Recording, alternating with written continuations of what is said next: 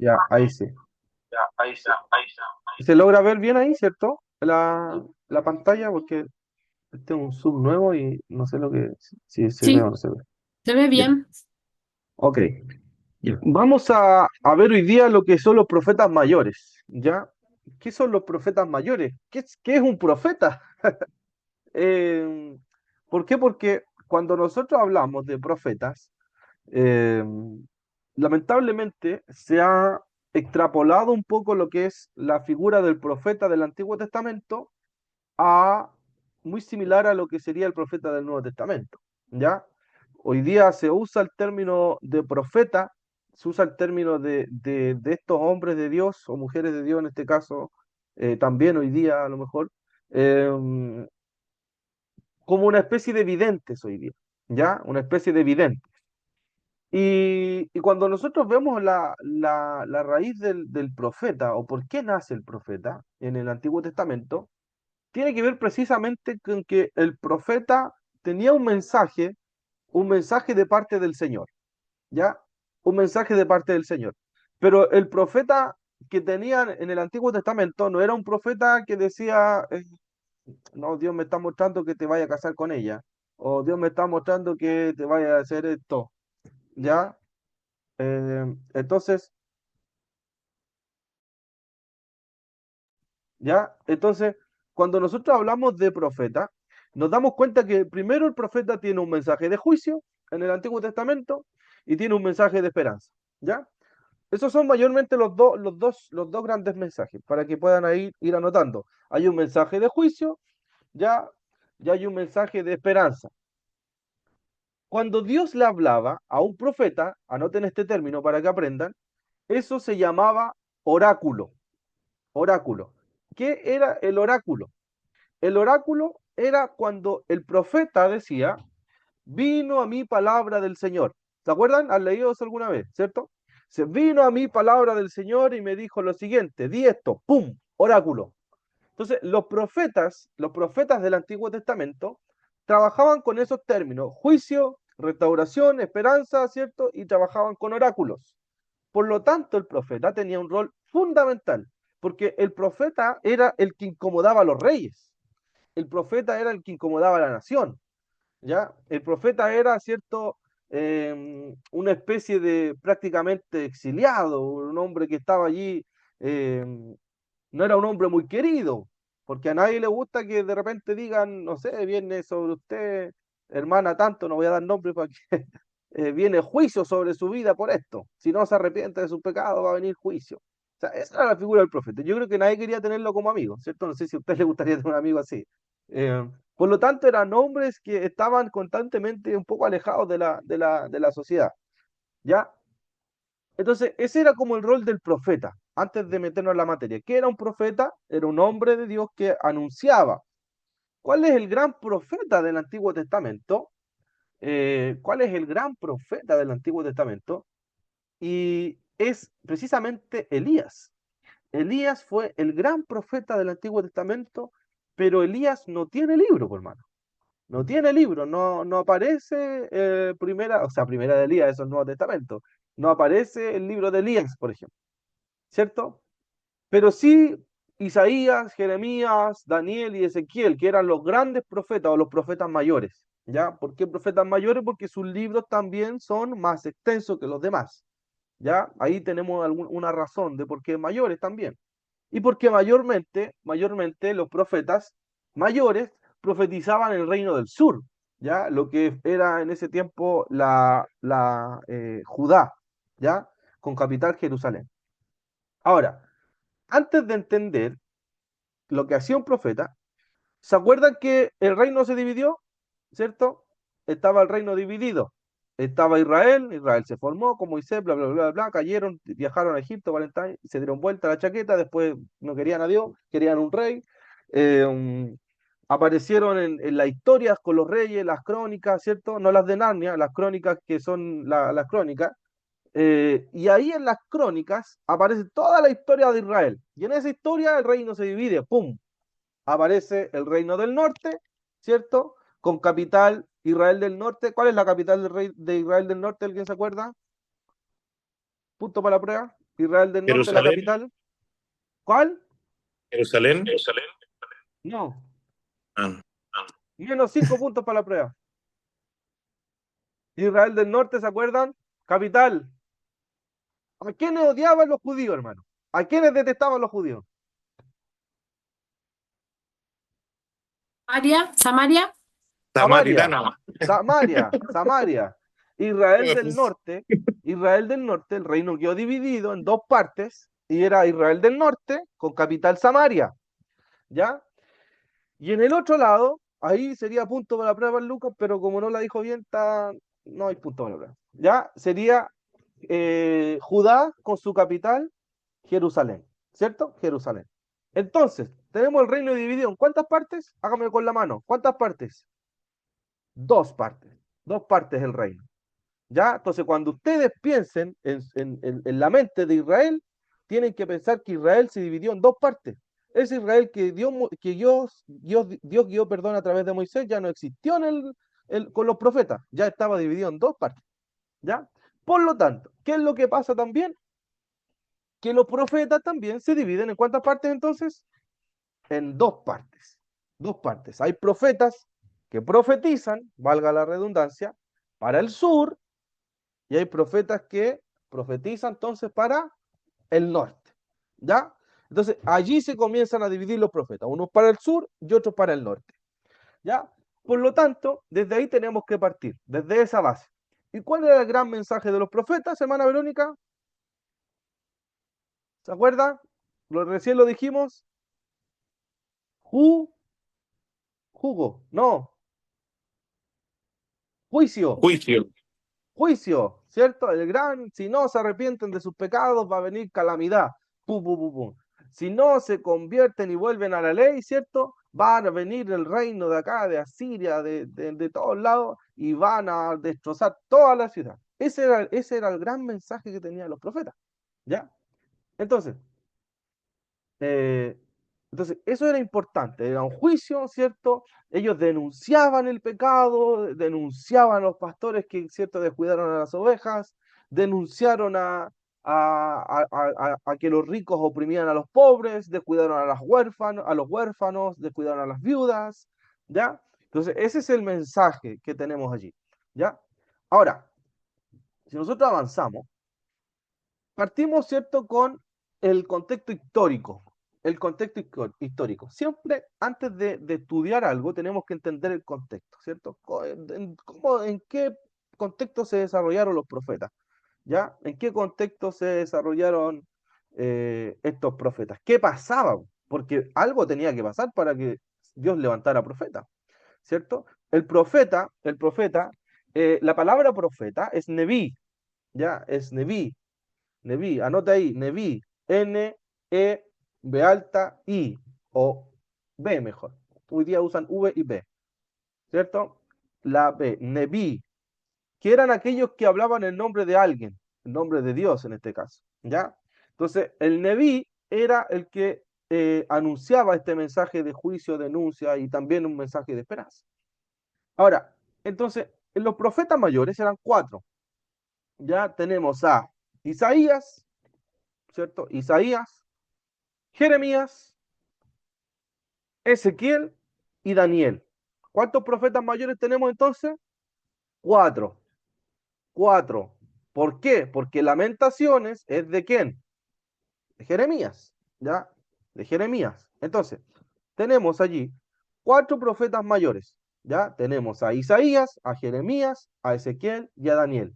Si yo le digo en la prédica un día, hermanos, búsquenme el libro de Isaías, ¿a dónde se van? Al Antiguo Testamento, ¿cierto? Antiguo Testamento. Si yo les digo Jeremías, Antiguo Testamento, profetas mayores. ¿Dónde están los profetas mayores? Antes de los menores, ¿ya? Están los menores son los que terminan el Antiguo Testamento. ¿Y con qué libro termina el Antiguo Testamento? Con Malaquías. Ese es el último profeta menor. Y antes, por lo tanto, están Isaías, Jeremías, Lamentaciones, Ezequiel y Daniel, ¿ya? Época histórica donde se sitúan los profetas. Ya a lo mejor usted no se va a acordar de la fecha, pero más o menos para que sepa ahí si en algún momento le sirve ese dato, le va a servir bastante. Está en el siglo y entre el siglo sexto antes de Cristo, durante los reinos de ¿cuál? Ya lo dijimos, Israel y Judá. Esos eran los dos reinos que habían, Judá e Israel, ¿ya? Ese Israel del norte no tiene nada que ver con Israel de Moisés, está completamente dividido, ¿ya? Entonces Israel del norte y Judá. ¿De dónde viene Jesús? De Judá, ¿cierto? Él era judío. De ahí nace el concepto judío, lo de Judá. En el exilio nace el concepto judío. Antiguamente no se llamaban judíos, se llamaban israelitas. Nosotros tendemos a confundir, no, los judíos del Antiguo Testamento no existen, ya son los israelitas. Los judíos se generan en el tiempo de la dispersión, que es el exilio. ¿Cuál era la situación política que aparecían los profetas? ¿Qué estaba pasando políticamente con los profetas? Estaba pasando algo muy similar que pasa en todos los países de Latam, de Latinoamérica, ¿cierto? Había corrupción, había crisis social, había crisis política, había crisis por todos lados, ¿ya?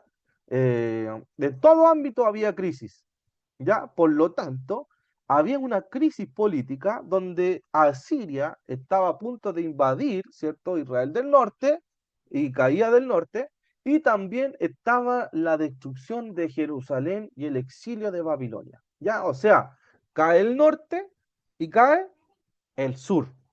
Cae el norte y cae el sur. ¿Ya? Cae el norte con Asiria. Los asirios eran, me acuerdo que lo dije en una palabra, eran los que predicaban los aves de rapiña, ¿cierto? Estos hombres que caminaban con la cabeza de sus adversarios, los paseaban por la ciudad, eran terribles los asirios. Eh, y estaba, en este caso, por Israel, por Judá del Sur, un rey, ¿cierto? Que yo no le pondría a mi hijo el nombre, que sería Nabucodonosor. ¿Ya? Nabucodonosor. Ese era el gran rey de Babilonia, ¿ya? De Babilonia. ¿Vamos bien hasta acá, hermanos? ¿Sí? ¿No están mareados? Ya, yo sé que hay harto contenido, pero vamos ordenando el esquema allí. Ya ahí los que tienen cuadernito vayan ordenando el esquema para que vamos entendiendo. Contexto político, contexto social, ¿cierto? Corrupción, crisis, contexto religioso. También había un contexto religioso en crisis, ¿cierto? O sea, el pueblo no estaba, ni siquiera pescaba la ley. Recién se viene a encontrar el libro de la ley, me parece con Josías, si no me equivoco. ¿Ya? Entonces, había una crisis religiosa también, una crisis espiritual, ¿ya? Que estaba pasando allí. Las relaciones internacionales, si pueden ver en el proyector allí, impacto de los imperios de Asiria, de Babilonia y Persia sobre Israel y Judá. ¿Ya? O sea, todas estas grandes potencias de guerra estaban invadiendo a Israel, al pueblo de Dios.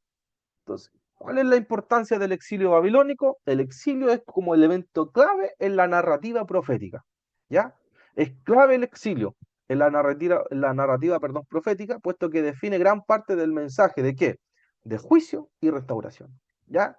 Si nosotros resumimos el mensaje, por lo tanto, de los profetas, es un mensaje de juicio y es un mensaje de grabación, perdón, de restauración. Ahora, yo estuve buscando más o menos algunas cronologías que a lo mejor les pueden servir, ¿ya? A lo mejor si quieren, a lo mejor a algunos les sirven, a otros no, que son más cuadraditos que otros. Pero ahí más o menos hay como una especie de cronología de los profetas, si se dan cuenta, ¿cierto? Eh, Está en este caso Abdías, Joel, Jonás, ¿cierto? Está Amós, Oseas, que eran profetas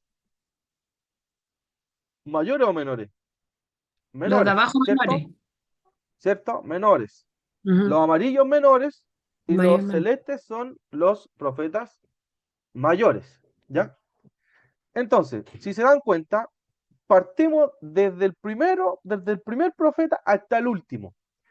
Tenemos aquí una historia. Recuerden que antes de Cristo era lo más cercano a Cristo, iba de arriba hacia abajo, ¿cierto? El año 2000 antes de Cristo, después 1000 antes de Cristo, 5 antes de Cristo, 2 antes de Cristo.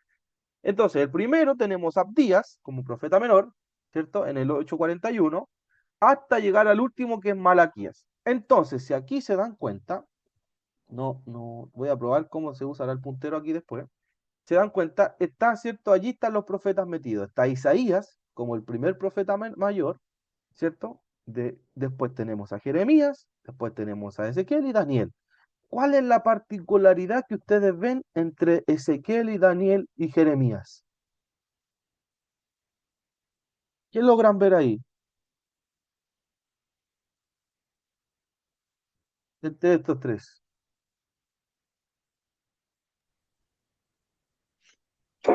Que dice ¿Qué la hay aquí? cautividad. Excelente. Están en el exilio. ¿Se dan cuenta? O sea, Y la allí estos cautividad. profetas mayas. Exacto. Muy bien, hermana. ¿Quién fue, hermana Alicia? 3 puntos para la prueba, hermana Alicia. Ya. ¿Cierto? Entonces, están. es- ¿Ah? Es que me Se estoy... sorprendió la hermana. Está emocionada, está emocionada. Ya. Entonces, tenemos ahí, ¿cierto? Esos profetas. También busqué otra cronología, pero esta está en portugués. Ya después se la voy a mandar. Así que no sé si alguien quiere leer la cronología do profeta. ¿Ya? Aquí está. Cronología do profeta. No se ve muy bien, a lo mejor yo no la veo porque está muy chica, pero aquí tenemos Abdías, ¿cierto? Aquí con Reino do Sur y Reino do Norte. ¿Ya? Reino del Sur y Reino del Norte. ¿Se dan cuenta? Elías considerado profeta, pero no tiene libro. ¿Ya? Tenemos a Jonás, ya el porfiado, Amós, Oseas, ahí está Jeremías por este lado de acá, ¿cierto? Jeremías, Sofonías, Nahum, Abacuque, que es Abacuc, ¿cierto? A los que saben, se manejan en portugués, saben que eso es así, ¿cierto? Ageu, que debe ser Ageo, ¿cierto? Y Malaquías como el último. ¿Ya? Entonces, esto yo se los voy a mandar para que ustedes lo puedan tener en allí en sus estudios personales, ¿ya? Y les voy a mandar el link de la foto. Pero traté de buscar, pero no aparecía ni una más clarita esta, es una de las más claras que encontré, ¿ya? Entonces, tenemos, ¿cierto? El contexto histórico y el contexto político y el contexto religioso. ¿Preguntas hasta acá? ¿Tiene alguien alguna pregunta o estamos bien? ¿Ya? Estamos bien. Ok. Entonces, el primer profeta que aparece sería el profeta Isaías, ¿ya? El gran Isaías. El libro de Isaías es un libro súper bueno, hermano. Se los recomiendo leer Isaías. 66 capítulos. ¿Cuántos libros tiene la Biblia? 66, ¿cierto? Entonces, algunos dicen que es muy similar ahí, como un resumen prácticamente porque habla del siervo sufriente, ¿cierto? Habla sobre el juicio, ¿ya? ¿Cuál es la referencia clave? Isaías 1. Miren, Isaías capítulo 1. Vamos a Isaías capítulo 1.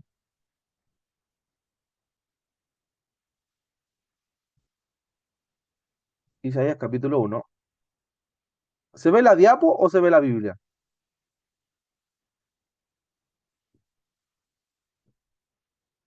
La diapo, se ve la La diapo. diapo. Ya, ok. Ya, entonces, dice así. Visión de Isaías, hijo de Amós, ¿cierto? ¿De quién era hijo de Isaías? De Amós, no el profeta. Este Amós es con Z. El cual vio acerca de Judá y Jerusalén en días de quién. ¿Cuáles eran los reyes que estaban entonces en paralelo con Isaías? Estaba Usías, Jotam, Acaz y Ezequías. Eran los reyes de Judá de ese tiempo. Por lo tanto, ¿a quién le profetiza entonces, cierto, Isaías? A Judá y Jerusalén. Dice, se los voy a leer para que pongan atención. Dice, oíd cielos y escucha tú tierra, porque habla Jehová. Crié hijos y los engrandecí y ellos se rebelaron contra mí, ¿cierto? El buey conoce a su dueño y el asno al pesebre de su señor. Israel no entiende. Mi pueblo no tiene conocimiento. Los profetas eran súper duros, hermano. Ya dice, Israel no entiende. Mi pueblo no tiene conocimiento. Oh gente pecadora, pueblo cargado de maldad, generación de hijos depravados. Aleluya. Dejaron a Jehová, provocaron a ir al santo de Israel, se volvieron atrás. Miren qué interesante. Aquí Isaías marca un poco la crisis espiritual. No sé si se dan cuenta, ¿cierto? ¿Qué hizo Israel? Se volvió atrás. Se volvieron atrás. ¿Por qué querréis ser castigados aún? Dice, ¿todavía os rebelaréis? O sea, ¿todavía se siguen rebelando? Toda cabeza está enferma y todo corazón doliente. Versículo 6. Desde la planta del pie hasta la cabeza, o sea, todo el cuerpo, no hay en él cosa sana, sino herida, hinchazón y podrida llaga. no están curadas ni vendadas ni suavizadas con aceite. Vuestra tierra está destruida, vuestras ciudades puestas a fuego, vuestra tierra delante de vosotros, comida por extranjeros y asolada como asolamiento de extranjeros. Entonces ahí Isaías empieza a decir, o sea, va a venir gente, o ya hay gente de tierra extranjera viniendo a Jerusalén. Se están mezclando con otras naciones, ¿cierto? El 8 dice, y queda la hija de Sión como enramada en viña, y como cabaña en melonar, como ciudad asolada. Usa la palabra asolada muchas veces Isaías. Si Jehová de los ejércitos no nos hubiese dejado un resto pequeño como Sodoma, fuéramos y semejantes a Gomorra, ¿ya? Príncipes de Sodoma, oíd la palabra de Jehová, escucha la ley de vuestro Dios, pueblo de Gomorra. ¿Para qué me sirve, dice Jehová, la multitud de vuestros sacrificios? Y ahí está el gran pasaje, ¿cierto? ¿De qué me sirve tanto sacrificio? Hastiado estoy, dice Isaías, de holocaustos, Dios hablando a través de Isaías, hastiado estoy de holocaustos, de carneros y cebo de animales gordos. No quiero sangre de bueyes y ni de ovejas, ni de machos cabríos. ¿Qué está hablando Isaías ahí? ¿Cierto? Que Israel pareciera que no entendió el corazón de los sacrificios, ¿cierto? Había una crisis religiosa, había una crisis espiritual. Dice Dios, estoy hastiado de los sacrificios, de los animales gordos, estoy hastiado de todo esto. No entendieron qué significaba. ¿Ya? El 12. ¿Quién demanda esto de vuestras manos? ¿Cuándo venís a presentaros delante de mí para hollar mis atrios? No me traigáis más vana ofrenda. El incienso me es abominación, luna nueva y día de reposo. El convocar asambleas, no lo puedo sufrir. Son iniquidad, no solamente los sacrificios, sino que más, las fiestas. O sea, a Dios le cargó todo, hermano, todo. El 14, vuestras lunas nuevas y vuestras fiestas solemnes las tiene aborrecidas mi alma. Me son gravosas, cansado estoy de soportarlas. Cuando extendáis vuestras manos, yo esconderé de vosotros mis ojos. Qué fuerte, ¿eh? Qué fuerte esto, hermano. Mire, dice, cuando ustedes extiendan vuestras manos, ¿qué va a hacer el Señor? Yo esconderé mis ojos de ustedes, dice. Ahí podemos ver que no todas las oraciones a veces son escuchadas, ¿cierto? Dice, ¿dónde estábamos? Ah, ya, el 15. Asimismo, cuando multipliquéis, miren este pasaje, cuando multipliquéis la oración, yo no oiré. Dios, si rechaza oración, diría, llevamos la contraria a Dani Berrío, ¿cierto? Dios si rechaza oración. Hay oraciones que Dios no escuchó en ese tiempo. ¿Por qué? Porque llenas están de sangre vuestras manos. ¿Cómo solucionamos esto? Dice Isaías, el 16. ¿Cómo lo solucionamos? Lavaos y limpiaos. Quitad la iniquidad de vuestras obras delante de mis ojos, dejad de hacer lo malo.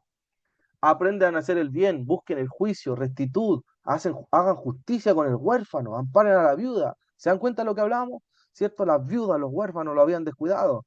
El carmesí, venid luego, dice Jehová, venid luego. ¿Qué habla eso de venid? Prontitud, es ahora. Venid luego, dice Jehová. ¿Y estemos a qué? A cuenta. Si vuestros pecados, y aquí viene la solución, ¿qué pasa si ellos se arrepienten? Si vuestros pecados fueren como la grana, como la nieve serán emblanquecidos, y si fueren rojos como el carmesí, vendrán a ser como blanca lana. Si quisiereis y oyereis, comeréis el bien de la tierra. Si no quisiereis y fuereis rebeldes, ahí tienen la otra opción, seréis consumidos a espada, porque la boca del Señor lo ha dicho. Entonces, ¿se dan cuenta? El profeta no era una palabra suavecita, ¿cierto? No era una palabra de nanay para Israel. Ya no les sobaba el lomo. El profeta decía, tienen dos opciones, ¿se arrepienten o no se arrepienten? Ustedes vean, decidan.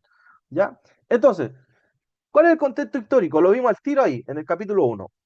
Profetiza durante los reinados de quién? De Usías, Jotam, Acaz y Ezequías en Judá. ¿Ya? Isaías profetiza en ese contexto. Entonces anoten ahí. ¿En qué reyes estaban cuando profetizó Isaías? Estaban Usías, Jotam, Acaz y Ezequías. ¿Cuántos reyes? 4 reyes, ¿cierto? ¿Cuál era el contexto internacional? ¿Qué pasaba? Había expansión del imperio asirio con la amenaza sobre Israel y Judá. Los asirios estaban atentos, ¿cierto? Los asirios vieron la oportunidad de poder invadir esta nación, ¿cierto? Estaban a la guaite, como diríamos acá en teología chilena, ¿cierto? Estaban pensando, estaban viendo más o menos qué es lo que vamos a hacer, ¿cierto? Analizando. Israel era rico en qué cosa, hermanos? En agricultura. Israel era rico en animales, tenían buenos animales, se tiraban buenos asaditos, ¿cierto? Entonces era tentador para las otras naciones, era muy tentador, porque para ellos era algo, era fructífero. Por lo tanto, en el contexto internacional, Asiria estaba ahí atento, atento. ¿Cuándo Dios llamó a Isaías? ¿Cuándo fue su llamamiento? Parece en el capítulo 6. En el capítulo 6 está el llamado de Isaías. Acompáñenme a Isaías 6, ¿ya? Si no alcanzamos hoy día, lo terminamos la próxima clase, ¿ya? Para que no se preocupen. Entonces, dice, en el año, estamos en Isaías, vimos primero el contexto político, los reyes que estaban en Isaías, el contexto internacional, la crisis religiosa, la crisis política, y ahora vemos su llamado. ¿Cómo Dios llama a Isaías? Miren, en el año que murió, ¿qué rey? Usías. Vi yo al Señor sentado sobre un trono alto y sublime, y sus faldas llenaban el templo, el glorioso templo que después es destruido. Por encima de él había serafines, cada uno tenía 6 alas, con 2 cubrían sus rostros, con 2 cubrían sus pies y con 2 volaban. Miren, algo interesante acá. Los profetas, tanto ustedes ven esto, Isaías suavecito con el lenguaje que usa, pero después en Ezequiel y Daniel aparece un león con un ojo aquí arriba, otro con 2 alas, otro, ¿ya? ¿Por qué? Porque ellos usaban mucho ese tipo de lenguaje para las visiones, ¿ya? Recuerden que ellos estaban algunos en el exilio, entonces usaban mucha terminología de Babilonia, mucha terminología asiria, para referirse cómo Dios se acercaba a ellos. Ahora, yo, la verdad, en mi experiencia, nunca he escuchado que hoy día Dios se revele de esa manera a alguien. ¿Cierto? Que yo vi un serafín allí con 2 alas, 4 patas, no sé, tantas cosas. Ya, pero era el contexto en el que ellos se desarrollaban. Por lo tanto, recibían este tipo de visiones y cada visión tenía una interpretación. ¿Ya? Tenía una interpretación. ¿Qué significaba esto? Esto. Ahí lo vamos a ver después. ¿Ya? El 6 capítulo 6, versículo 3. ¿Ya? Estamos en la escritura. Tome la escritura ahí. Dice, y el uno al otro daba voces, diciendo, Santo, Santo, Santo, Jehová de los ejércitos, toda la tierra está llena de su gloria.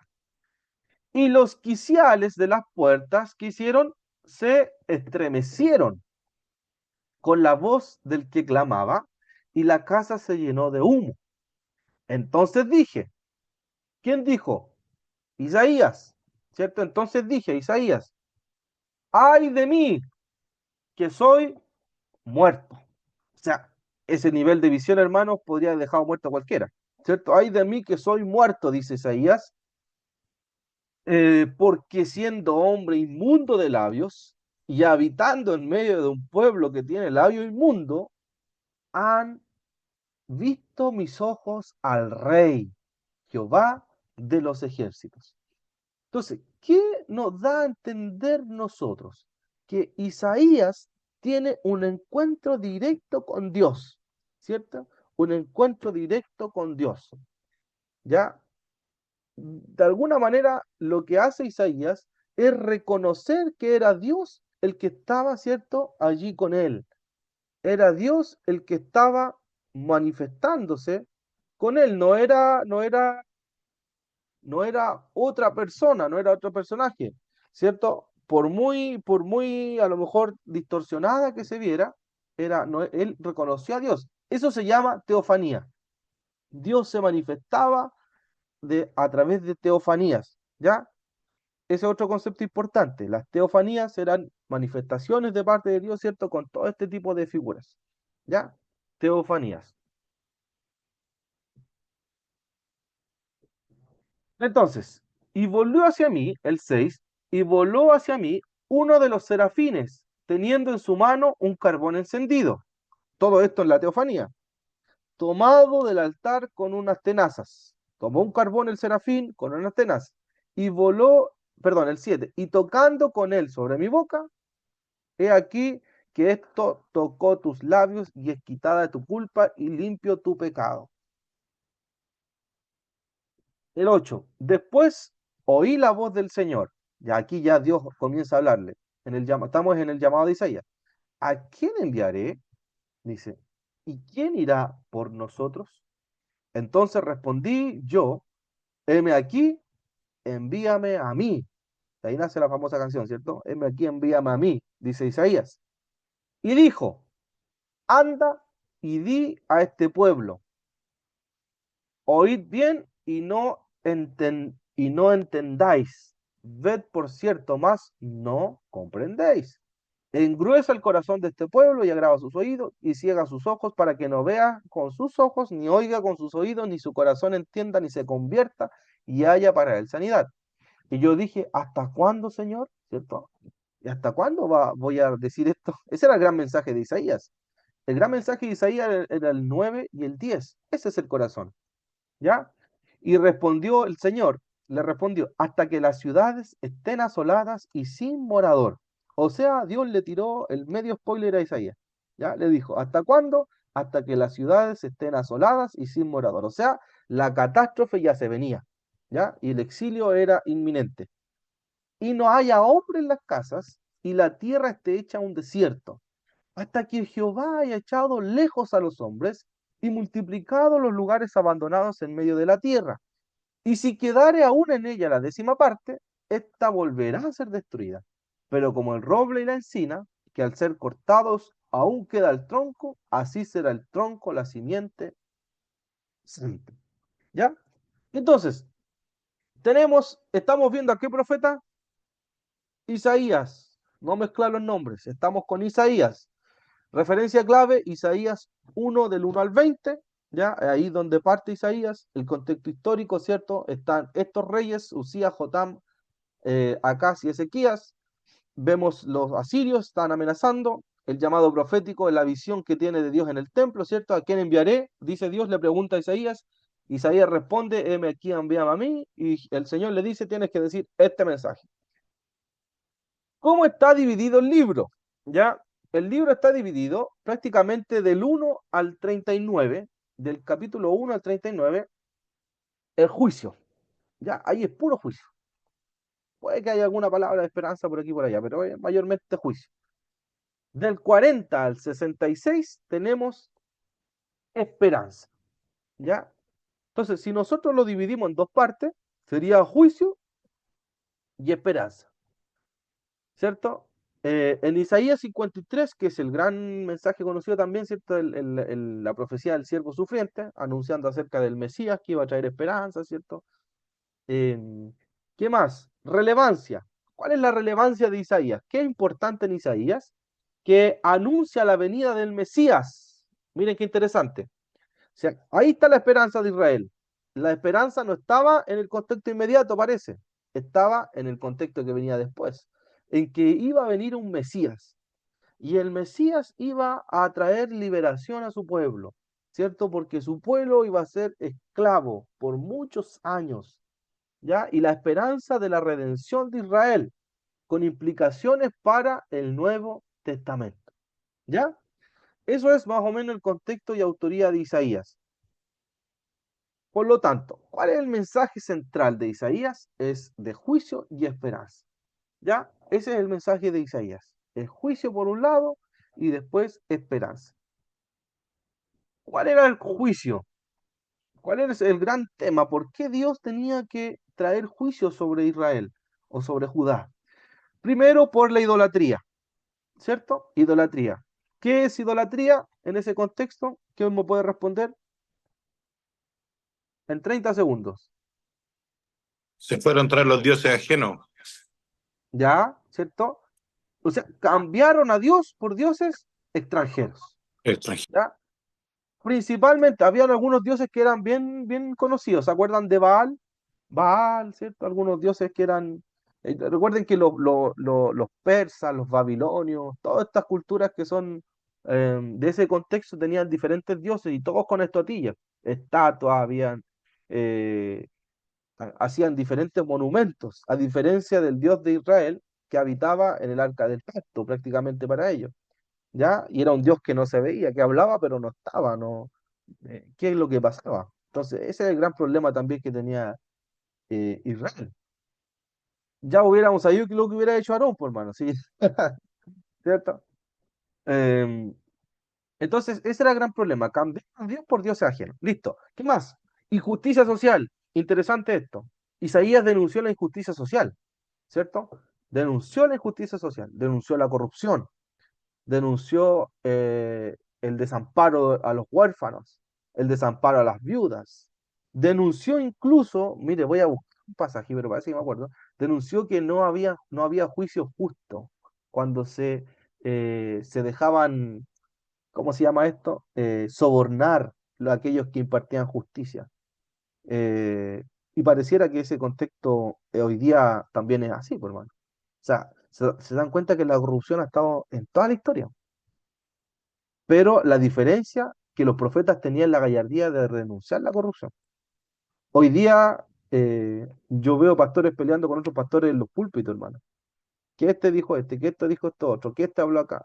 Y los profetas denunciaban la corrupción. O sea, algo estaba pasando, algo estaba mal. ¿Ya? Ahora, ¿cuál es el contexto? ¿A dónde profetiza Isaías? A su propio pueblo. ¿Se dan cuenta? A su propio pueblo. Entonces, si nosotros lo aplicamos hoy día a nuestra iglesia, si lo pudiéramos aplicar, eh, claramente los pastores estamos llamados a denunciar la corrupción que hay muchas veces dentro de las iglesias, ¿cierto? La corrupción que hay, si hay alguien, algún hermano que tiene negocios fraudulentos, estamos llamados a corregir eso, a exhortar, ¿cierto? Entonces, y también hay un contexto social bien potente allí. Entonces, por eso también Dios trae un poco este exilio, esta especie de amenaza desde naciones, y más encima desde naciones extranjeras. ¿Se dan cuenta? Entonces, había idolatría, había injusticia social y había corrupción en Israel y Judá. O sea, la nación se había corrompido. ¿Cuál es la profecía contra las naciones? ¿Cierto? Porque tampoco Asiria se iba a salvar y Babilonia y Egipto tampoco se iba a salvar. ¿Cuál era? Que había juicio también contra las naciones de Asiria, sobre la nación de Babilonia, con Egipto y otras naciones vecinas. O sea, el juicio de Dios venía para todo el contexto en el cual se encontraba Isaías. Segundo, ese es el segundo tema de Isaías. El primero, juicio contra, ¿cierto?, el mismo Judá. Primer tema. El segundo tema, el gran mensaje, es profecía contra las naciones. El tercer mensaje de Isaías es la esperanza de restauración. ¿Ya? Ese es el tercer mensaje de Isaías.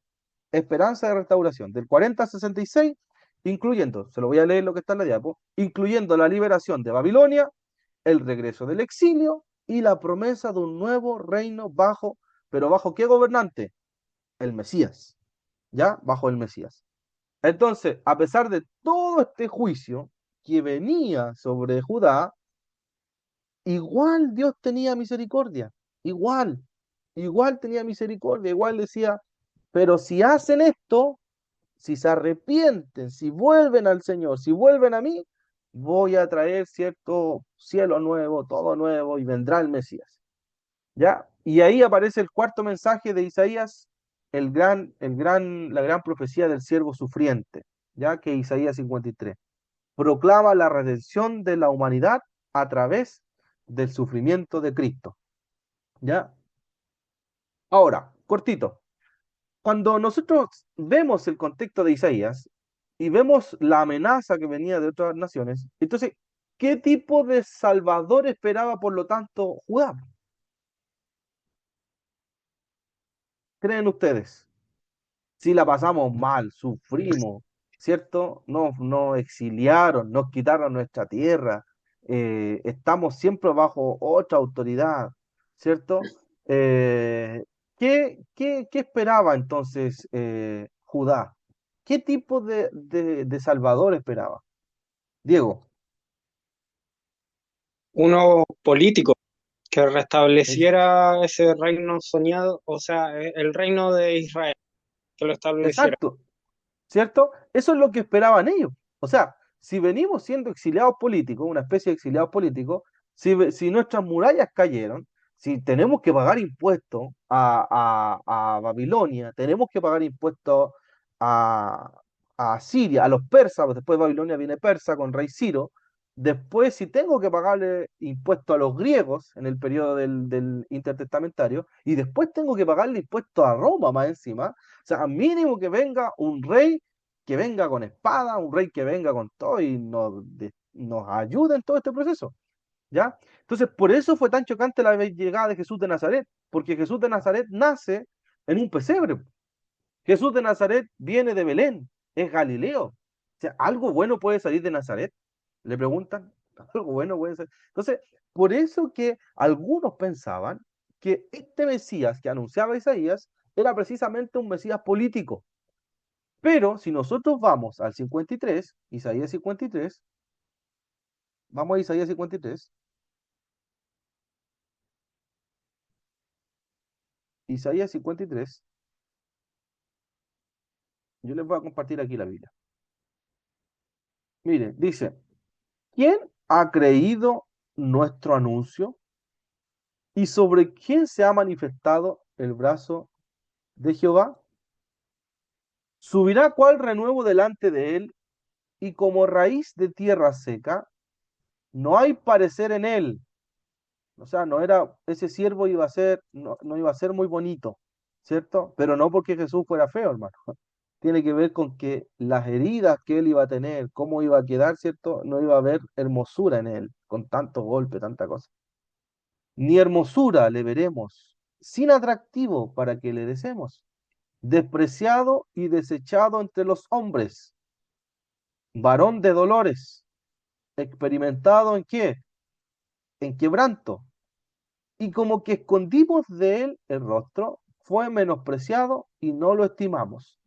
¿Alguien pensará que ese Mesías con estas características iba a salvar a Israel? Nadie. ¿Quién iba a pensar que si ellos esperaban un rey, yo creo que una especie del rey David, po, ¿cierto? Un rey potente, un rey bonito, un rey a lo mejor que iba a destruir a las otras naciones.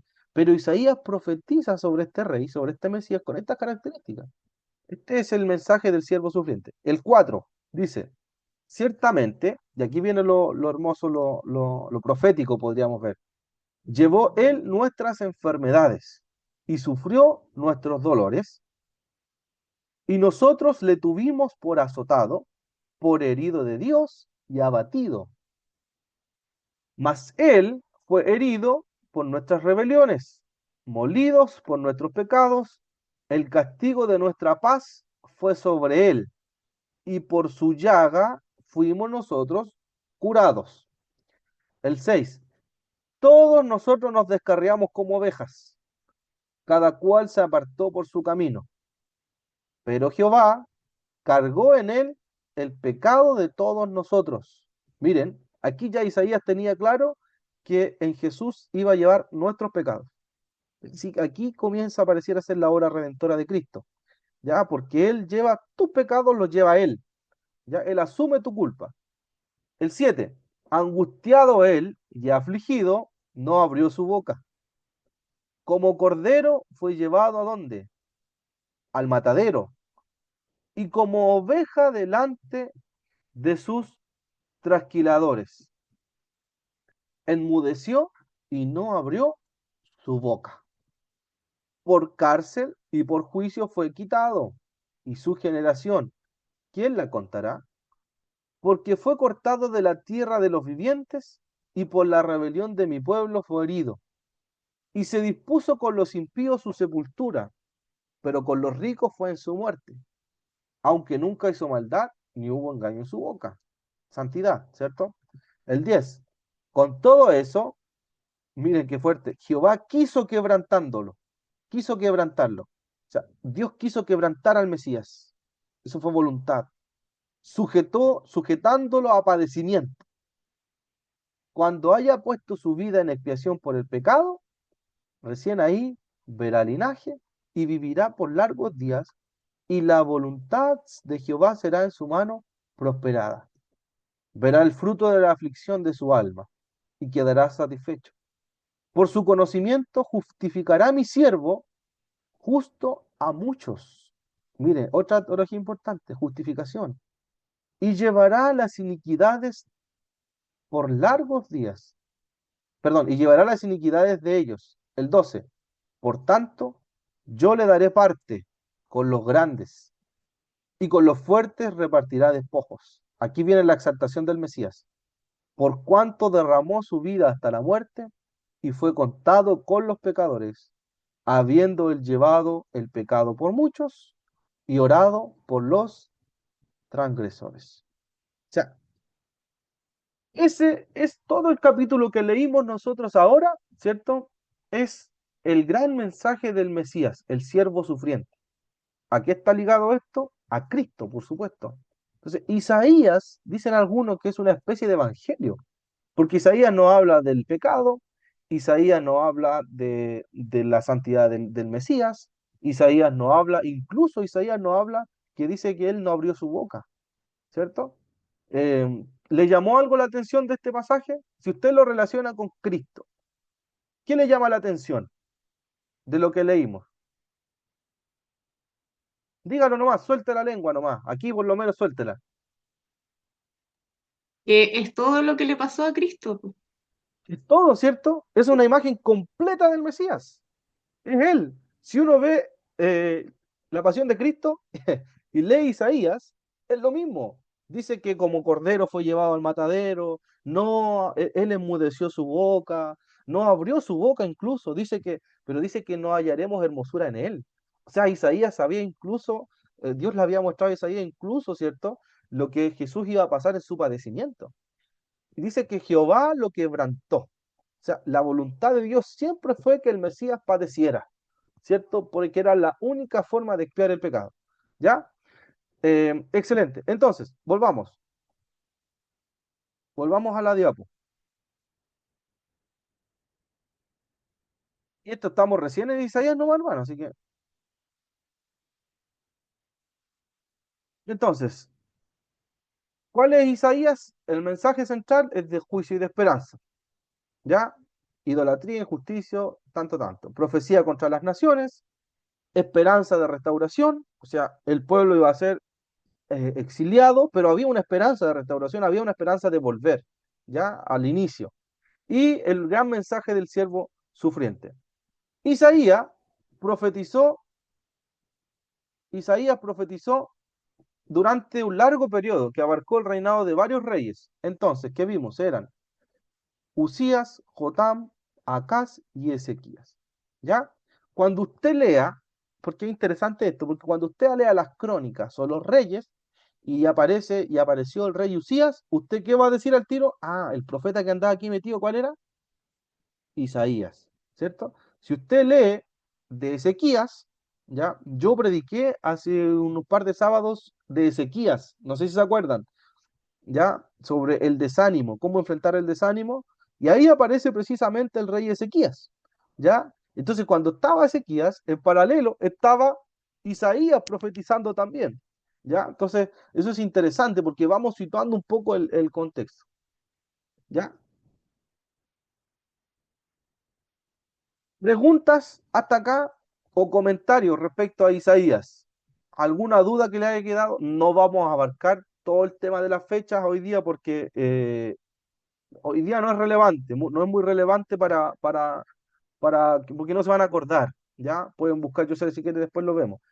Tienen que quedarse, hermanos. ¿Con qué tienen que quedarse con Isaías? El mensaje, el mensaje de Isaías. ¿Cuál es el mensaje de Isaías? Tienen que quedarse con el contexto. ¿En qué contexto aparece Isaías? ¿Por qué nace Isaías? ¿Cierto? Su llamado, ¿cómo fue que Dios lo llamó, lo comisionó al profetismo, ya a lo que es la profecía? ¿Cierto? ¿Y a qué nación le profetiza a él?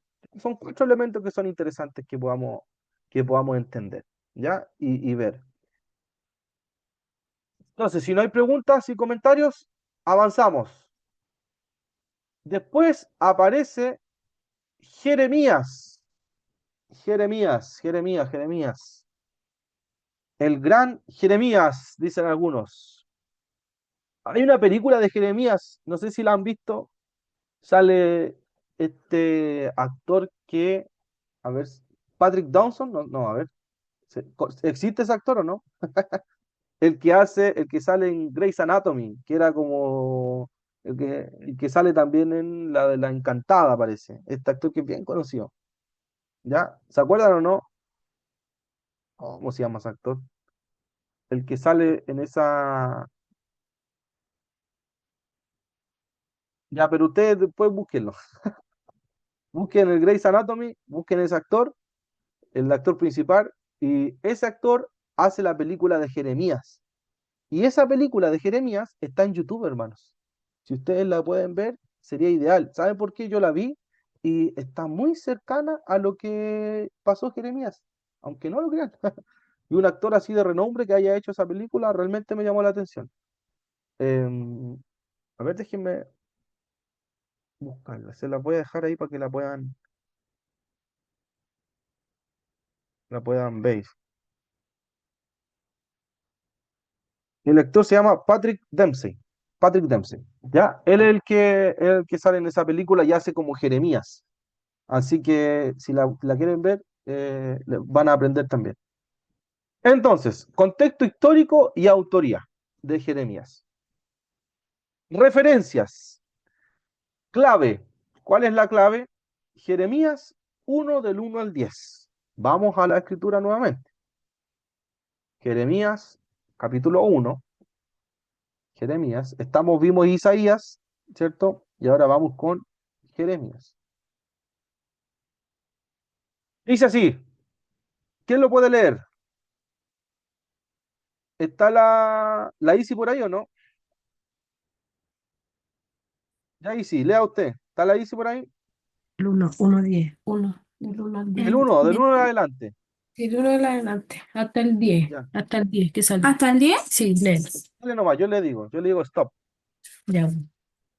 Estas son las palabras de Jeremías, hijo de Hilcías, uno de los sacerdotes de Anatot, ciudad de la tierra de Benjamín. El Señor le dio Ah, mensajes. ahí, espérame, Ahí. Isi. Tenemos lo primero, ¿cierto? ¿De quién era hijo Jeremías? Del De Hilcías. Hilcías. ¿Y qué era Hilcías? Unos uno de Sacerdote. los sacerdotes. Era sacerdote. El La sacerdote. tierra de Benjamín. ¿Dónde estaba Benjamín? ¿Dónde quedó? ¿En qué Israel? ¿Del norte o del sur? Benjamín. Ahí. Solamente quedaron dos naciones en el sur. Era. Quedó Judá y quedó Benjamín. Mm. ¿Ya? Son las dos naciones que quedaron. Quedó Judá y quedó Benjamín. Por eso que el apóstol Pablo dijo, yo soy de la tribu de Benjamín, po, ¿cierto? Por eso que Pablo saca pachorra cuando dice que yo soy de la tribu de Benjamín, porque soy de la tribu que quedó allí en Judá. ¿Ya? Dale, Isi, el 2. El Señor le dio mensajes a Jeremías por primera vez durante el año 13 del reinado de Josías, hijo de Amón, rey de Judá. Ya. Rey de Judá, ahí donde parte, ¿cierto? ¿Quién estaba reinando en el tiempo de Jeremías? ¿No? ¿Josías? Josías, Sí. Josías estaba reinando. Josías, el gran Josías, uno de los reyes buenos que hubo. El 3. Los mensajes del Señor continuaron durante el reinado de Joacim, hijo de ¿Ya? Josías, hasta el año 11 del reinado de Sedequías, otro de los hijos de Josías. Dale. En agosto de ese año 11, la gente de Jerusalén fue llevada cautiva. Ya. Aquí está el contexto, el tiro. ¿Se dan cuenta? Ah, sí, Aparecen los reyes Josías, aparece Joacim, aparece Sedequías. ¿Ya? ¿Cuál es el contexto? Que en ese año, en agosto, dice la versión NTV, la gente de Jerusalén fue llevada cautiva. ¿Ya? O sea, Jeremías aparece en medio de la cautividad. Ya nos arrepintieron, ya cometieron los errores y la gente, ¿qué fue? Llegó el juicio. El gran esperado juicio que había sobre ellos llegó y la gente fue cautiva. El 4, querida Isi. El Señor me dio el siguiente mensaje. Te conocía aún antes de haberte formado en el vientre de tu madre, antes de que nacieras te aparté y te nombré mi profeta a las naciones. Ya, dale, ahí apareció el aliento a Jeremías. ¿Se dan cuenta que es una palabra de aliento del Señor? ¿Por qué aliento quieren ustedes? Porque ya lo había escogido antes. Él ya estaba escogido. ¿Por qué Dios tiene que llamar así a Jeremías? Y Yo no lo creo que llama de otra manera como a Isaías, por ejemplo. por la Por presión toda de la la crisis. cautividad. Ay, ¿Cómo? perdón, Escuché dos. perdón. Hermano Diego, usted no. No, Hermano Diego hermano Jeremías. Lucas. Es que yo Ya, siento que por cualquiera. la presión, ya, pienso yo que por la presión de la cautividad, por el pecado que había, el desconsuelo que existe muchas veces en el siervo de Dios, al ver el pecado en los otros, viene ese desánimo, po. Como que, Sí, chuta, le estoy hablando de parte de Dios, no escuchan, entonces, y Dios le habla con amor como para levantarlo, así como para animarlo. claro. La primera parte que usted dijo es muy cierta. ¿Por qué? Porque el pueblo está en cautividad, pues, hermano. O sea, lo que iba a hacer Jeremías era prácticamente levantar la moral del pueblo.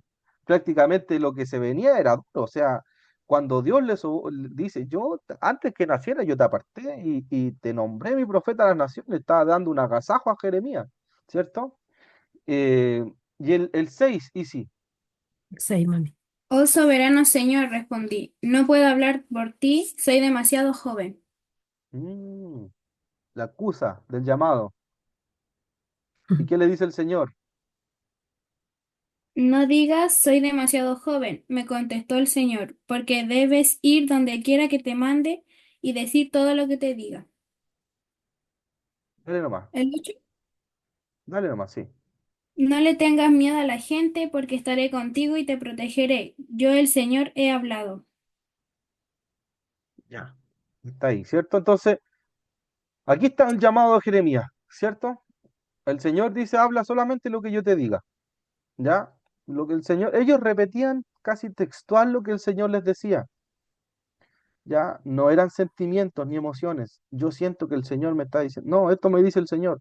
Listo, ni le agrego ni le quito. Ellos sabían que si le agregaban algo, desaparecían, ¿ya? Porque era solamente lo que Dios les tenía que decir. El 8, el 9, yo lo leo, dice, luego el Señor extendió su mano, tocó mi boca y dijo, mira, he puesto mis palabras en tu boca. Miren el respaldo que le da el Señor en el 10. Hoy te doy autoridad, le dice, hoy te doy autoridad para que hagas frente a naciones y reinos. O sea, la profecía de Jeremías era contra los reinos, contra las naciones. Algunos deberás desarraigar, ahí no es muy alentador, dice, algunos deberás desarraigar, derribar, destruir y derrocar, le dice a Jeremías. Y a otros deberás edificar y plantar. Yo le estoy leyendo en la NTV, ya por eso a lo mejor no se parece un poco. El versículo 11 dice, después el Señor me dijo, observa Jeremías, ¿qué es lo que ves? Y aquí aparece una visión. Veo una rama de almendro, contesté yo. Así es, dijo el Señor. Eso significa que yo estoy vigilando y ciertamente llevaré a cabo todos mis planes. El Señor me habló nuevamente y me dijo, ¿qué es lo que ves ahora? Y Jeremías dice, veo una olla de agua hirviendo que se derrama desde el norte. ¿Desde dónde? Del norte. ¿Ya? Del norte, contesté. El 14, sí, dijo el Señor, porque el terror del norte hervirá y se derramará sobre la gente de esta tierra. Escucha, estoy llamando a los ejércitos de los reinos del norte para que vengan a Jerusalén. Qué interesante esto. Miren, Dios está llamando, dice, a los ejércitos del norte para que vengan a Jerusalén. O sea, Dios mandó ese exilio, hermanos. Yo, el Señor, he hablado, dice. Establecerán sus tronos a las puertas de la ciudad. ¿Qué más? Atacarán los muros de Jerusalén y a todas las demás ciudades de Judá. Pronunciaré juicios contra mi pueblo a causa de toda su maldad por haberme abandonado y por quemar incienso a otros dioses. ¿Qué concepto hay aquí? Quemar incienso a otros dioses. Lo vimos delante. Bárbara con el Jorgito. ¿Qué ven aquí? ¿Qué concepto ven aquí? Y, ido, Eh, idolatría. idolatría, ¿cierto? O Idolatría, sea, sí. esto es lo que hicieron ustedes. Me abandonaron y quemaron incienso a otros dioses. Sí, ellos rinden culto a ídolos que hicieron con sus propias manos. ¿Les llama la atención esto? ¿Les trae a la memoria algo, cierto, en el Éxodo? Levántate y prepárate para entrar en acción. Ahí puede aparecer como la canción de Rocky Balboa cuando Dios le está hablando a Jeremías, ¿cierto? Dice, levántate y prepárate para entrar en acción. Ve y diles todo lo que te ordene decir. Y miren lo que le dice el Señor. No les tengas miedo, le dice a Jeremías. No les tengas miedo. Si no, haré que parezcas un necio delante de ellos. Mira, hoy te he hecho fuerte como ciudad fortificada que no se puede conquistar. O sea, lo he hecho tan fuerte, dice que eres como una ciudad fortificada que no se puede conquistar, como columna de hierro o pared de bronce. Te enfrentarás contra toda esta tierra, contra los reyes, ahí tenemos los destinatarios, te enfrentarás contra los reyes, contra los funcionarios, contra los sacerdotes y el pueblo de Judá. Ellos pelearán contra ti. ¿Quiénes? Todos los que nombramos anteriormente. Pero, ¿qué pasará? Fracasarán, porque yo estoy contigo y te protegeré. ¿Quién habló? Dice, yo el Señor he hablado. Qué tremendo esto, hermano. ¿Se dan cuenta o no? Del tremendo mensaje que Dios le da. Le dice, mira, mira Lucas, mira Verónica, mira Diego, mira Bárbara, mira Jorge. Mira, va a tener que hacer esto, vaya a sufrir, Jorge. A lo mejor la vaya a pasar mal. Vaya a tener que pelear con todo esto otro. Se van a levantar contra ti calumnias, se van a levantar contra ti muchas cosas, Jorge. Pero ¿sabes qué? Al final de la batalla vas a poder decir, sí, Dios estuvo conmigo, Dios estuvo conmigo, Dios me ha acompañado, ¿cierto? Dios no dice que no la va a pasar mal a Jeremías. Dios le dice, mira, pelearán contra ti, le dice. Se van a levantar contra ti. Todo esto, las naciones, los reyes, todo esto. Pero yo estoy contigo. Entonces, el mensaje que Dios le da a Jeremías en el capítulo 1 es un mensaje de esperanza. Es un llamado profundo, es un llamado fuerte. No es un llamado para cualquiera. Es un llamado para un profeta. Y Jeremías es conocido como el llorón, pues, de ahí lo vamos a ver. ¿Ya? Contexto político. Vamos a la diapo. Estamos en la diapo ahora. Dice, contexto político. Últimos días de Judá antes de la destrucción de Jerusalén por Babilonia en 586. ¿Quién se iba a llevar cautivo a Judá entonces, hermanos? Babilonia. Ahí está, Babilonia. Iba a llevarse cautivo a Judá. ¿Cuál era el rey de Babilonia? El rey Nabucodonosor. ¿Ya? Él era Babilonia. Él prácticamente era Babilonia. Nabucodonosor era uno de los reyes más temibles que había en esa época. ¿Ya? Y aparte era medio, no era muy cuerdo, ya era medio loco. ¿Ya? Entonces, ese es el contexto. Eran los últimos días de Judá antes de la destrucción de Jerusalén, por Babilonia, ya que vimos en el capítulo 1. ¿Cuál era la situación social? Lo logramos ver, la situación social. Había corrupción en los líderes, ¿cierto? Tenía que atacar a los sacerdotes, ¿se dieron cuenta? Va a tener que enfrentarte a los sacerdotes, decía, a los funcionarios. O sea, había corrupción en sacerdotes, había corrupción en funcionarios, había corrupción en los líderes religiosos.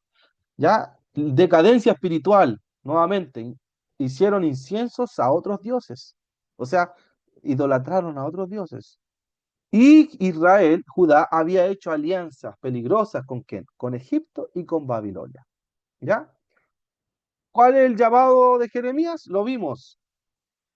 Llamado desde joven. Era muy joven. No sé hablar, dice, soy joven. Soy un niño, dice por ahí. Pero la traducción correcta es soy un joven.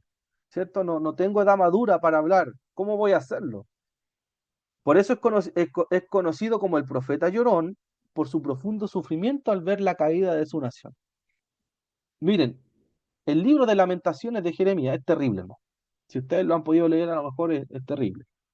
Salía que las madres se comen a sus bebés, salía que él mientras veía todo eso, veía cabezas en el suelo, veía cuerpos tirados. Yo digo, hermanos, ¿usted lloraría o no lloraría si ve algo así? Un día sale a la calle y ve que su pueblo está todo sin cabeza, hay guaguas muertas en todos lados. ¿Lloraría o no lloraría?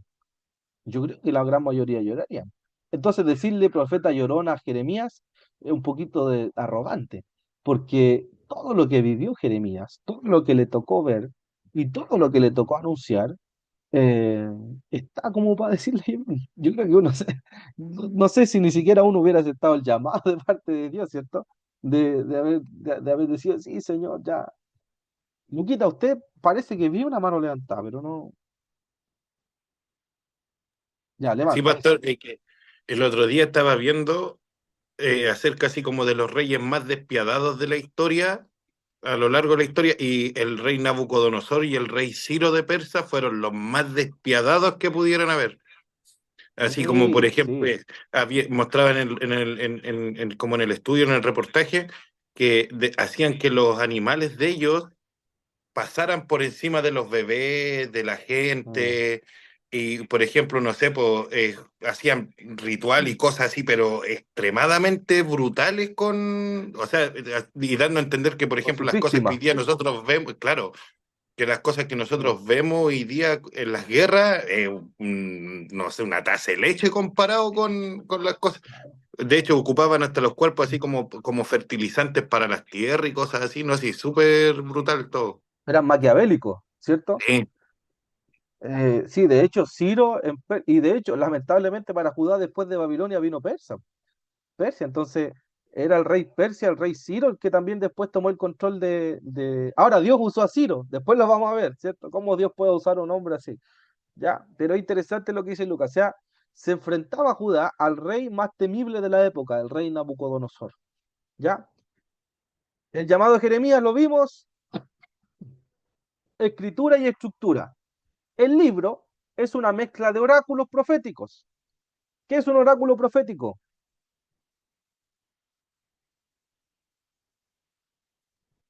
Es ¿Qué es un oráculo profético? un mensaje directo de Dios hacia el hombre. Excelente, un 7, ¿cierto? Muy Eso era bien. el oráculo, lo que explicamos delante, ¿cierto? El oráculo era Dios hablando directamente a Jeremías, a Isaías, a todos los profetas, ¿ya? Por lo tanto, si yo le hablo de oráculo, usted ya en su mente recuerda que era un oráculo, cuando Dios le hablaba directamente al profeta, ¿ya? Y este era el mensaje, ¡pum! Esto dice el Señor.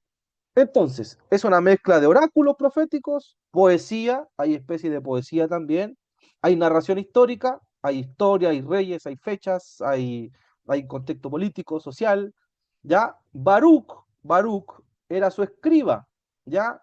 Por lo tanto, Baruch lo ayuda a Jeremías a escribir este libro. No vamos a entrar en más detalle y toda la historia de Jeremías. Usted quédese con que es el libro de Jeremías, es del profeta, y Baruch, ¿cierto? Era el escriba, el que anotaba, en este caso, escribía lo que iba diciendo Dios a través de Jeremías, ¿ya? Y por lo tanto, juega un rol importante en su redacción. ¿Cuál es la relevancia de Jeremías como profeta?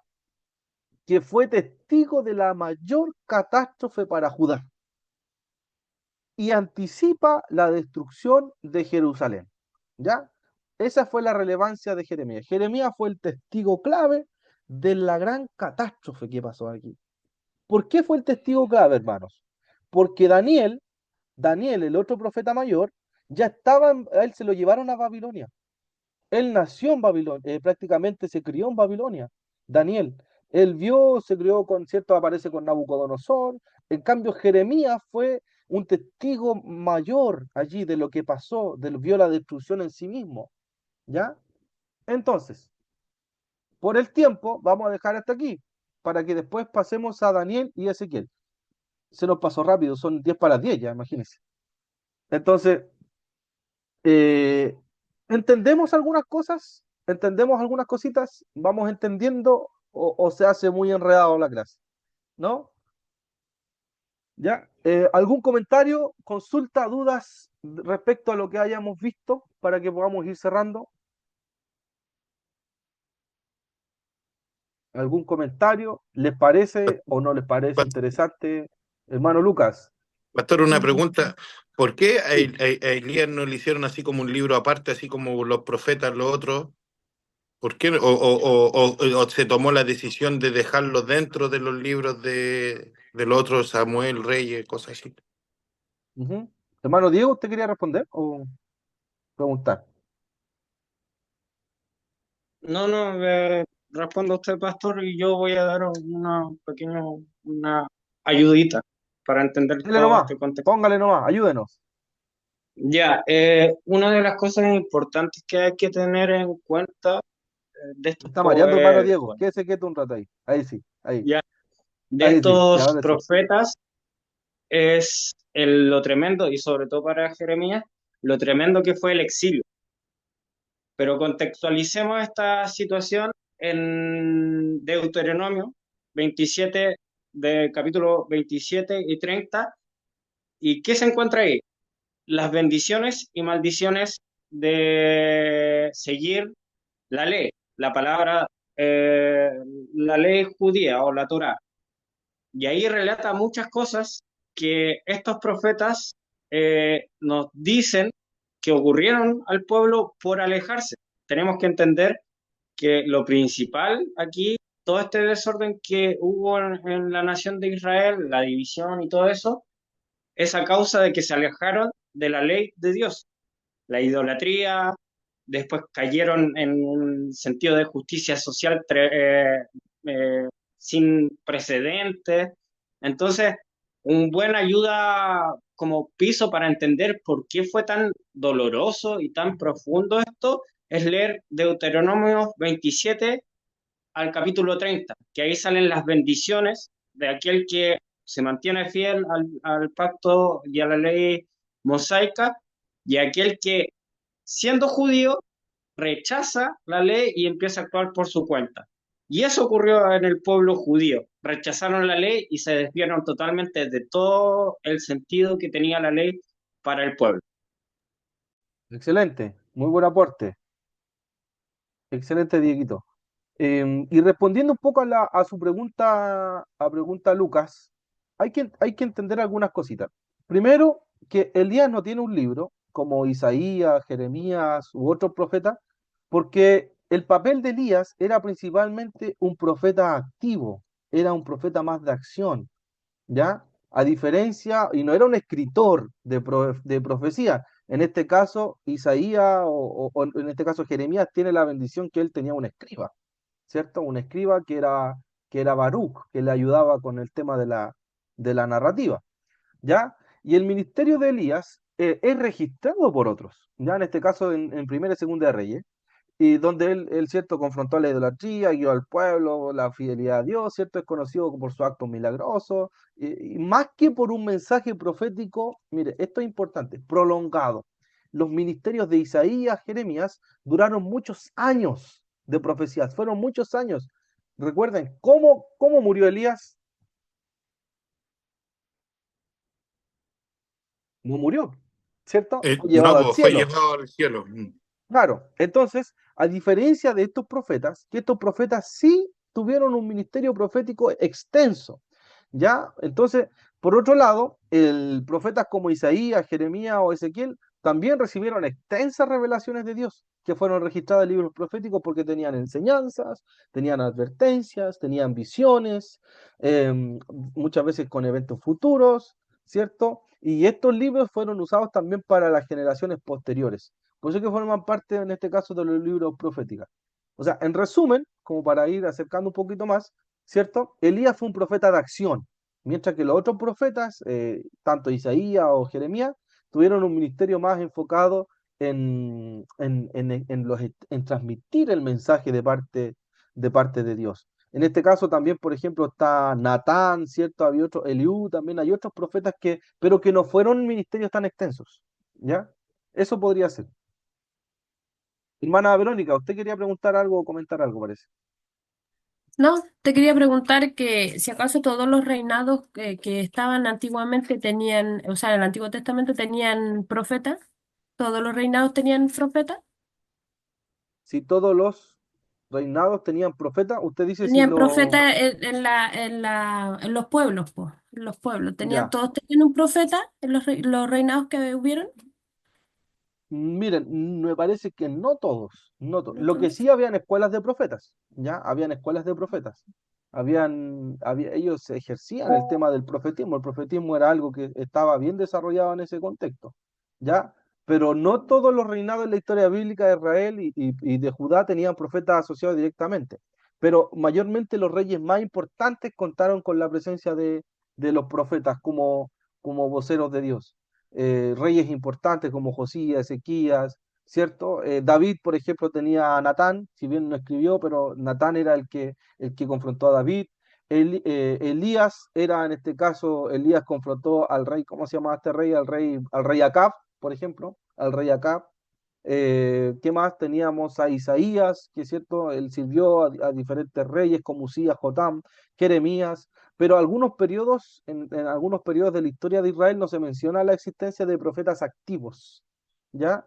O en otros casos también los profetas, en este caso hay que considerar también, eran perseguidos por los reyes.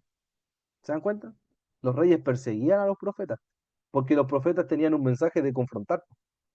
No era un mensaje de agasajo, no, era un mensaje de confrontación. Entonces los reyes muchas veces perseguían a los profetas. Eh, Hay un rey que persiguió a los profetas, ¿se acuerdan? Manasés. Manasés fue uno de los reyes que persiguió a los profetas. Eso, mi querida madre. No sé, La ¿algún Isi quería comentario? preguntarte algo, hijo. La Isi. No, decir. Decir algo. Decir Ya, algo. dígame nomás. Gracias, ¿Dónde está De la Isi? Está escondida. que me ha servido mucho el discipulado y esta clase también, porque justo en historia estamos pasando sobre de las religiones así, también del cristianismo, de cuando eran los tiempos de Jesús. Entonces, cuando Mm. hacen una pregunta, la primera que levanta la mano soy yo. La Ah, muy ve. bien. Y la Entonces Así primera en que sirvió. me ha responder servido también. mucho. Sirvió. Qué bien. Sí, porque hay que entender esto, hermanos. La Biblia es un libro espiritual, pero también es un libro que tiene historia. Es un libro que aparece historia, y aparecen reyes. De hecho, Artajerje aparece acá en la Biblia, el rey Artajerje. El pelado de 300, ¿se acuerdan que tenía harto aro? Ese aparece acá en la Biblia. Entonces son diferentes reyes que han estado en la historia. El rey Darío, el rey Ciro, los diferentes reyes. Y hermano Diego, terminamos con Dieguito para que vamos a descansar. Pastor, dos cosas. Una pregunta y otra es como para que nosotros discernir qué es un verdadero profeta, porque hay muchos movimientos que se levantan con hombres que dicen que son profetas y dicen muchas cosas que no se cumplen. Ujú. Como usted bien enseñó, pastor, el profeta tiene una guía eh, del Señor que anuncia Ujú. y denuncia el pecado, anuncia que tenemos que volver a Él, al Señor, y denuncia lo que está pasando en medio de su pueblo y de la sociedad. Entonces Claro. no son adivinos, no son adivinos, Ujú. no son personas que No. dicen así como, oh, te va a pasar esto o esto otro, sino están ¿En 3 cuadras más te arraigados, va a caer? Un claro, ejemplo, así están como de arraigados. adivinación. Exacto, exacto. Están Mm. arraigados a lo que significa para el tiempo de los profetas, específicamente el periodo que usted está hablando, en la Torá, en la ley de Dios, el Pentateuco, ya, eso. Claro. Y que esa es su base para anunciar, Mm. vuelvan Claro. a la ley, vuelvan a amar al Señor, vuelvan a Él, no sean idólatras, porque si son idólatras caen en todos estos delitos, en la injusticia social y bla, bla, bla, todo lo que mencionó usted. Exacto. Y lo, y lo otro no son adivinos. Y la pregunta que le quería hacer, pastor, que me causó duda, es que Mm. si bien los profetas hablaban a la nación y la nación corría estos eh, peligros de injusticia social, ¿cómo nosotros, la iglesia en particular, podemos atender estas consultas de injusticia social que vemos fuera de la iglesia? Ujú. ¿Cómo nosotros podemos responder a la injusticia social hoy día? Claro, Ya. Ya. Primero, con esto ya cerramos para que cerramos el tema. Primero hay que entender un poco lo que señalaba Diego respecto al rol del profeta, ¿cierto? Eh, Miren, hoy día eh, Pablo habla sobre el tema del ministerio del profeta, ¿ya? Pablo lo señala como un ministerio, dentro del ministerio quíntuple está el profeta. Ya, hay algunos que plantean que los profetas solamente se quedaron en la época apostólica, otros hubo un resurgimiento del profetismo ahora con los movimientos neopentecostales. Los movimientos neopentecostales son todos estos movimientos donde son bajo la autoridad de un apóstol, ¿cierto? Como Guillermo Maldonado, diferentes apóstoles que son profetas también y cada uno tiene su profeta. Ahora, las características del profeta del Nuevo Testamento yo lo diría como en algunas partes. Primero habla de parte de Dios, ese es un profeta. El profeta habla de parte de Dios, no de sus emociones, ¿cierto? No desde lo que yo pienso, lo que yo creo. El profeta, en este caso el oráculo profético del Antiguo Testamento, Dios me dijo esto y yo te digo esto otro. No tengo que hacer un gran ritual. No, eso hay un tema obviamente está el don de lengua, ¿cierto? Y el don de interpretación de lengua. Pero también está el profeta. Entonces el profeta habla en nombre de Dios. Segundo, el profeta hoy día en el Nuevo Testamento confirma lo que ya está escrito. ¿Ya? ¿Cuál es la confirmación de lo que ya está escrito, lo que la Biblia habla? El profeta se tiene que basar en la escritura. No hay autoridad más que la escritura en este caso. ¿Ya? La escritura es nuestra autoridad máxima. Desde ahí parte. La teología se basa desde la Biblia. ¿Ya? Por lo tanto, nuestra autoridad es la Biblia. Confirma lo que está en la Biblia. El mensaje de un verdadero profeta nunca, hermanos, nunca va a contradecir la palabra de Dios. Eso que quede claro. Un profeta nunca contradice la palabra de Dios. Si un profeta dice algo que es supuestamente profeta y contradice algo que está en la escritura, esa profecía es falsa. Tercero, el profeta exalta a Jesucristo como el centro del mensaje. ¿Ya? Jesucristo es el centro del mensaje. Por lo tanto, el profeta exalta a Jesucristo como el centro del mensaje. Tenemos tres. Habla en parte de Dios, confirma lo que está en la Biblia, exalta a Jesucristo. Cuarto, el llamado del profeta es siempre un llamado al arrepentimiento y volver a Dios. Mayormente se da eso, ¿cierto? El profeta es necesario arrepentirse, es necesario volver a Dios. Cuando yo predico la palabra los sábados, ¿estoy profetizando? Estoy profetizando. Tengo un rol profético. Yo no lo digo, sí, porque todo el tema que, imagínense, y el pastor dijo que está profetizando, ¿cierto? Pero yo tengo un rol profético, porque yo tengo un rol de exhortar a la iglesia, un rol de guiar a la iglesia, y si en algún momento la iglesia se desvía del camino, tengo que volver a la iglesia al Señor a través de la palabra, ¿ya? Entonces, quinto, para que sea profeta, y esto es lo más básico, ¿qué tiene que ocurrir? Que lo que dice Se cumple. se cumpla, po. ¿Cierto? Se cumpla. O sea, si hay una profecía, esa profecía se tiene que cumplir, po. Y sexto, el profeta tiene que tener fruto del Espíritu también. Tiene que ser un hombre o una mujer de Dios, con testimonio. Em, la profecía está sujeta también al espíritu del profeta. O sea, es importante que no es un descontrol, de que yo no me puedo controlar. No, la profecía, dice Pablo, está sujeta al espíritu del profeta. ¿Ya? Eso es un poco lo que comentaba Diego. Y de esta vuelta larga que me di, para explicarle un poco lo que es la profecía, hoy día atender la justicia social desde parte de la iglesia, yo creo que es un llamado fundamental, ¿ya? Y está alineado con el papel de los profetas en la Biblia. Si nosotros queremos imitar a los profetas, tenemos que atender a la justicia social. Ahora, yo he aprendido con los años que denunciar la injusticia social no es el evangelio completo, es parte del evangelio. El evangelio completo es Cristo el Señor. Ese es el evangelio completo. Aquellos que plantean que el evangelio social es completo, no es así. O sea, hay un evangelio completo de Jesucristo, del reino de Dios. Pero parte del reino de Dios también tiene que ver con denunciar la injusticia en la cual nosotros estamos, ¿cierto? En cuanto a injusticia en educación, injusticia en la conciencia colectiva, injusticia en la compasión, injusticia a lo mejor en temas de la corrupción. Si nosotros estamos en un trabajo, por ejemplo, donde Dios nos ha puesto y vemos corrupción en alguien, en algún culpa, eso se denuncia, por supuesto. Eso es parte de nuestra vida como cristianos. Y más allá de ser un ser social, tiene que ver de lo que nosotros somos como hijos de Dios, como seres de luz. ¿cierto? Hijos de luz. Entonces, claro que la iglesia hoy día tiene un rol en la injusticia social. Tiene un rol, por supuesto.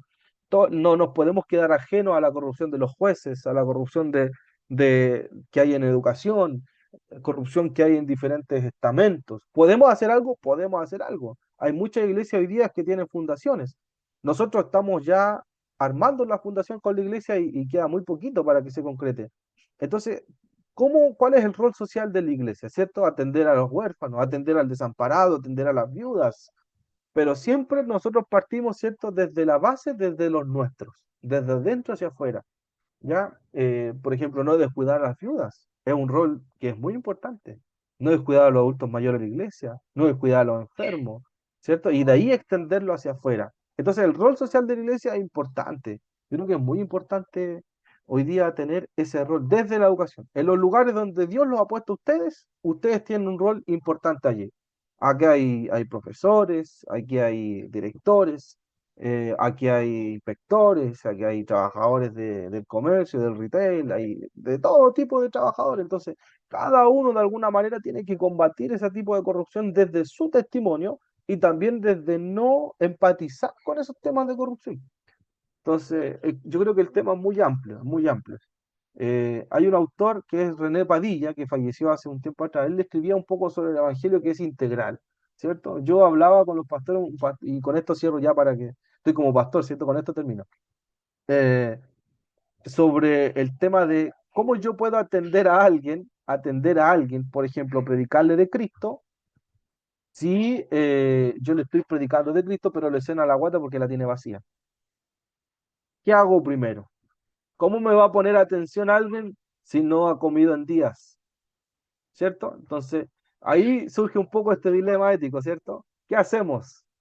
¿Cómo puedo yo atender a alguien como pastor que tiene una depresión tan severa si no ha ido al psiquiatra? No está con atención, ¿cierto? Entonces, ahí es donde el rol tenemos que cumplir, ¿cierto? Como dice Diego ahí en Santiago, yo diría que Santiago es una especie de un cuerpo doctrinal social que hay ahí sobre el descuido de los ricos hacia los pobres. Entonces, con esa reflexión final, yo creo que